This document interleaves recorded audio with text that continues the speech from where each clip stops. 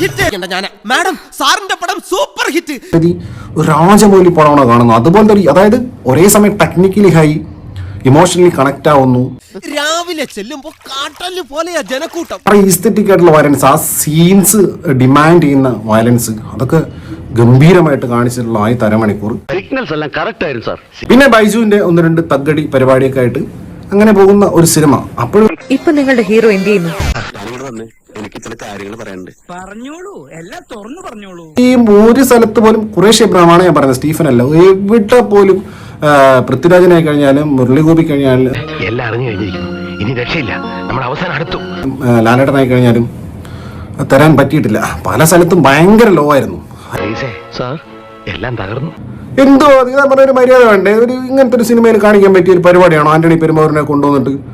ശേഷം ഭാഗം സ്ക്രീനിൽ കാണാമെന്നല്ലേ പറഞ്ഞു പോയത്, എന്നിട്ട് എന്തായി? വളരെ മോശം, വെരി പൂർ എന്നാണ് എനിക്ക് ഫീൽ ചെയ്തിട്ടുള്ളത്. കാരണം ഒരു ഇമ്പാക്റ്റും ഇല്ല. ബാബു അല്ലേ പറഞ്ഞത് പടം ഹിറ്റാണെന്ന്? പേര് പോലെ തന്നെ വെടിയായി പൊട്ടി.